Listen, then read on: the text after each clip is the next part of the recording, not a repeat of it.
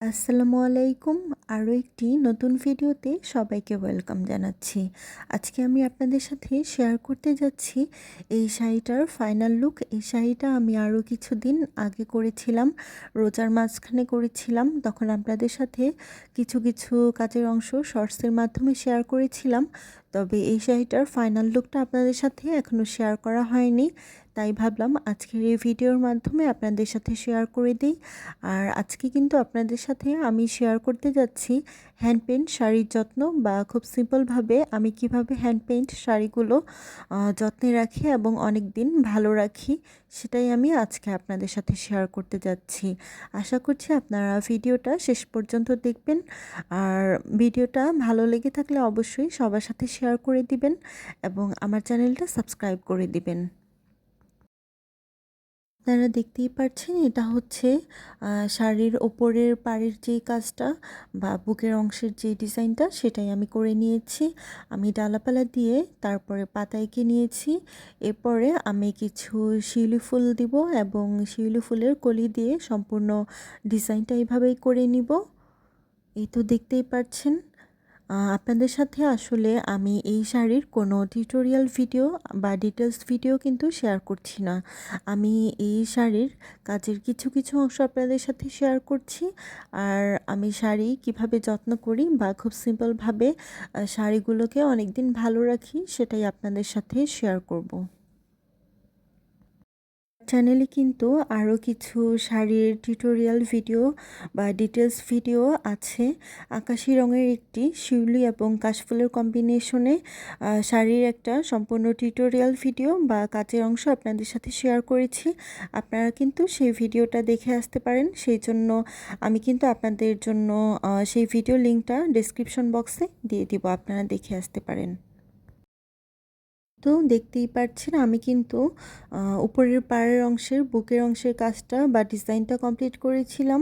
তারপরে এখন এটা হচ্ছে আঁচলের অংশের যে ডিজাইনটা, তার কিছু অংশ প্রথমে আমি এই ডিজাইনটা করে নিয়েছি। এখন আপনাদের সাথে একটা এই তো শিউলি ফুল করছিলাম, সেটাই ভাবলাম আপনাদের সাথে একটু দেখিয়ে দিই।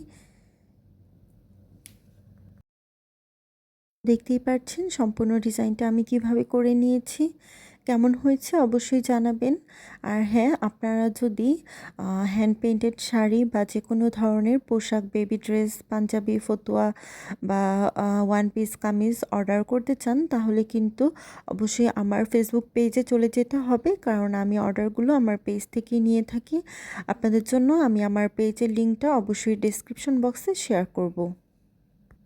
দেখতেই পাচ্ছেন ডিজাইনটা আমি যেভাবে করেছি আঁচলের এবং বুকের অংশের, সেটা কিন্তু পরলে খুবই সুন্দর লাগবে, কারণ দুইটা ডিজাইনের মাঝে আমি কিন্তু কিছুটা ডিজাইন কন্ট্রাস্ট করেই করেছি, যাতে যখন উপরের পাড়ের অংশে এবং আঁচলের অংশটা যখন আপনারা শাড়িটা পরবেন, তখন কিন্তু দেখতে অনেক বেশি ভালো লাগবে।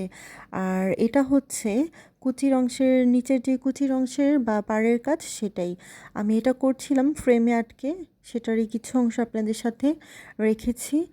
আর এই তো শাড়িটা কিন্তু এখন টোটালি কমপ্লিট হয়ে গিয়েছে। শাড়ির কাজ সম্পূর্ণ কমপ্লিট হওয়ার পরে এখন কিছু টিপস মেনে চলতে হবে, যার কারণে কিন্তু হ্যান্ড পেইন্টেড পোশাকগুলো এবং শাড়িগুলো অনেক দিন ভালো থাকবে। যেমন একটা শাড়ি করতে কিন্তু মোটামুটি অনেক সময় লাগে, তখন কিন্তু শাড়িগুলো মোটামুটি ফ্যানের বাতাসেই শাড়ির যেই কালারগুলো, সেগুলো কিন্তু শুকিয়ে যায়। তারপরেও আপনারা চেষ্টা করবেন একদিন অথবা 4-5 ঘন্টার তো হালকা রোদে শাড়িগুলো বা পোশাকগুলো উল্টোভাবে রোদ লাগাতে, এতে করে রঙটা অনেক ভালোভাবে শুকিয়ে যাবে।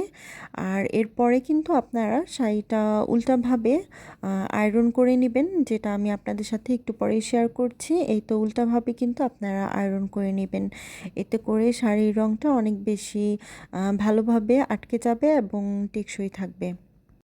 আর এটা তো হচ্ছে শাড়ির কালার অনেকদিন ভালো থাকার একটা টিপস। আর হ্যান্ড পেইন্টেড শাড়ি কিন্তু খুব সহজভাবেই যত্ন করা হয়। অনেকে হয়তোবা ভাবেন যে হ্যান্ড পেইন্ট শাড়িগুলো যত্ন করা অনেক বেশি কঠিন, ভালো রাখা অনেক বেশি কঠিন। তবে না, ২-১ টা টিপস মেনে চললেই কিন্তু এই শাড়িগুলো আপনারা কয়েক বছর বা অনেক বছর পর্যন্তই পরতে পারবেন। হ্যান্ড পেইন্ট শাড়িগুলো যেহেতু রেগুলার পরা হয় না, বা পরলেও আপনারা সবসময় এগুলো হালকা ডিটারজেন্ট বা হালকা সাবান দিয়ে পানিতে সবসময় হালকাভাবে আলতো হাতে ধুয়ে নিবেন এবং রোদে শুকিয়ে নিবেন। এবং যদি আপনারা শাড়িগুলো সবসময় না পরেন, মাঝে মধ্যে পরে থাকেন অকেশনালি, তাহলে কিন্তু আপনারা শাড়িগুলো ৬ মাসে বা ৩ মাসে একবার কিন্তু আপনারা শাড়িগুলো ভাঁজ খুলে একটু হালকা রোদে শুকিয়ে আবার ভাঁজ করে সুন্দরভাবে আলমারিতে রেখে দিতে পারেন। তাহলে কিন্তু শাড়িগুলো অনেকদিন ভালো থাকে। আজকের ভিডিও কেমন লেগেছে অবশ্যই জানাবেন। আল্লাহ হাফেজ।